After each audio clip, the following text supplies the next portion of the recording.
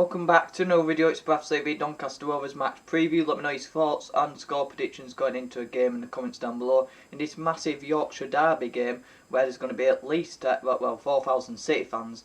I don't know what Doncaster's home attendance is, but it should be an exciting game for us all to look forward to. It would have helped if we won our last game against Barrow, but obviously the City Gent flags go in as well, City Vent, sorry, and the Legends flag. So it should be a good, exciting atmosphere, and hopefully a good game of football as well, because we need to get back to winning ways. And so today, both teams lost the last game 1-0 and 2-0 against mid-table teams, and both teams are pushing for the playoffs. So it's going to be an interesting game, and yeah, we need to come out on top and win this. We are good away from home as well, which adds, to our excitement. If we were at home, we probably wouldn't be as optimistic going into it.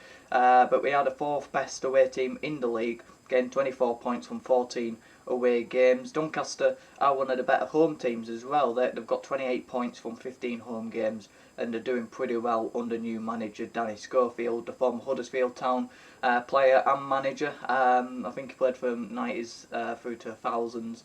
I think he was at Park Avenue as well, but he's coming, and they are doing pretty well under him. The 16 without draw under him as well, so they're not drawing, and but they are like us, and a lot of teams are. The first goal is vital. Whoever gets the first goal in this game probably will go on to win it, because they haven't lost when scoring first. They haven't drawn, obviously. They've won all 8 of their games under Schofield when scoring first, and they haven't won when conceding first under Schofield as well. But because they've lost 8 and drawn 1, so, and that was his first game. So if we can score first, we'll probably win. And likewise, because we're not good from coming behind. The only time, I think Stevenage 3-2 were the only game we've won when conceding first. So it's a big game for us. We've got to start off with a real good intent, because it's a bit of the only problem is it is a bit of a home game for us with all the fans we've taken as well. You do think we'll make a lot of noise in the away end. So we've got to start on the front foot. And I do think we've got to play it quite direct in this game. Not fully direct, not proper long ball, but we can't be messing around with it at the back. We can't be playing out too much. No tippy-tappy football in this game, because I do feel like they're going to set up to counter-attack us. I do feel like they're going to set up, a bit like Barrow did, but probably a bit more on the front foot. Probably going to press us a bit more, because I listened to his press conference looking towards this game, and he did say that he knew that we like to play out from the back. So I think change it up a bit, go direct. I think how was it after that Carlisle defeat, we were passing it around against Carlisle, and then we went a bit more direct against Harrogate, and Salford won those two, and now we've gone back into that rhythm of how we were at the beginning of the season, of too many passes round the back and playing it too safe. So I think we've got to change that up for this game. Into the results, a 1-0 defeat against Barrow. Obviously the results on screen. 2-0 win against Tranmere, 3-2 win against Stevenage, 1-1 draw to Mansfield, 0-0 draw to Stockport, and a 0-0 draw to Wimbledon. Their last 6, they've won 3 and lost 3. 2-0 defeat to Sutton, then 3 wins in a row against Barrow, 1-0, Swindon 2-0, Tranmere 2-0, and then they lost 1-0 to Hartlepool and lost 4-1 to Mansfield. And the way they set up against Swindon, we'll sit in and we'll counter attack them. We'll let them have the ball. We now Swindon want to play, especially under Jody Morris.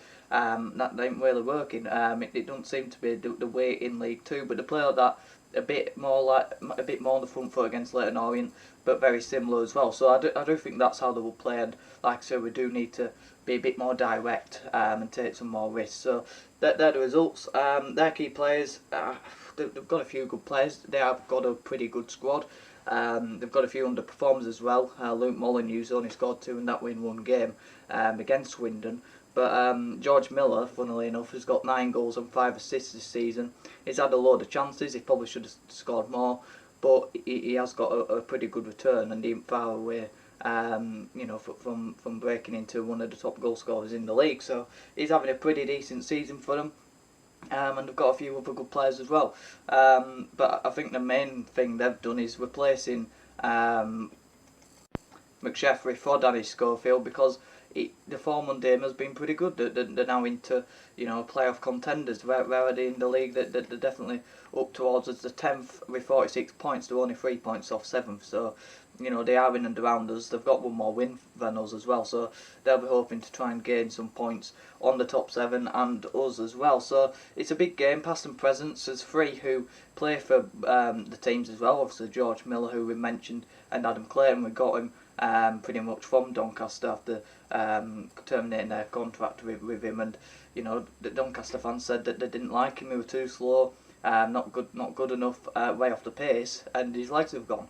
Been fantastic so far for us. Didn't have the best game against Barrow, but no one did. So he's been a very good player for us, and we needed him really. And Odosei played for these as well, and obviously that incident happened on the first game of the season, and he could make a return. He did play in the bounce match against Everton. He played around 60 minutes, so a bit of optimism. I think he'll be on the bench, and if it's going well, he probably will come on. But I can't see him, being given 30 minutes or 20 minutes. He'll be more 5 minutes. Maybe to lift a crowd or something. But there's obviously a load more. So let me know yours in the comments down below. Head to head, we've won 33 against them, drawn for 25 and lost 28. So quite mixed. We've won 4 in 14 though, and the last 5 results are a 0-0, a 0-0, a 1-0 defeat, a 2-1 defeat, and a 2-0. So the last 5 have been woeful, and like I say, 4 wins in 14 against them. So hopefully we can pick that up. The last win against them was in 2017, but we haven't played for quite a while as well. So what team would you pick in the comments down below? My team for Saturday is Lewis in goal, Halliday, Platt, Critchlow and Bowler as the back line. Halliday is decent in it. Platt or Stubbs, it were a tough one, but I do quite like Platt, and his partnership with Critchlow is quite good, and I'm not a fan of Stubbs, but obviously Platt's form has dipped a bit recently. Critchlow, I think he will be back with a bleed on his eye. I think he will. If he ain't, then you probably go. I'd even consider putting Kelly in there. Maybe Hughes would consider a 3 at the back, but I'm going with 4-2-3-1. I think we will convert back to that. I think we're definitely going to move away from the diamond, whether we go to a 3 or a 4-2-3-1 or even a 4-4-2. Some fans would definitely like that. But I think Bowler will be back as well. The game he were missing for, was it the Stevenage game or the Tranmere game? Hughes said, 7 to 10 days. It's definitely been that now. So I think he will be back in the team, and we probably need a fast attacking left back down there, because Rydell's output on that side hasn't been good enough. Clayton and Gilliard in midfield. I like Clayton, obviously against his former team. Captain. Is he captain? He ain't captain, is he? But he gives us that leadership and that experience without being the captain, and I do like him so far. Gilliard, he gives us a bit more energy in that midfield too. I think Easter's very good on the ball, but he doesn't give you the energy, and neither does Smallwood. But he probably will play Smallwood and Clayton. But he is a fan of Gilliard as well. But that'd be my midfield too. Walker in the 10.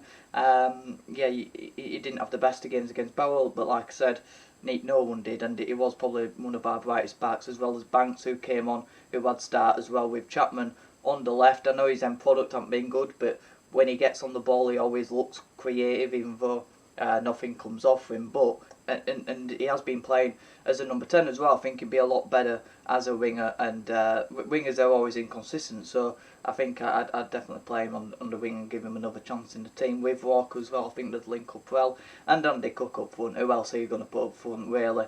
So that'd be my team. Let me know yours in the comments down below. Let me know your score predictions as well. I do think it will be a City win. I'm going to go with a 2-1 win. I do think Miller will probably end up getting on the scoreboard, but I don't think that scoreboard, it ain't cricket, score sheet. I don't think I don't think it'll be enough.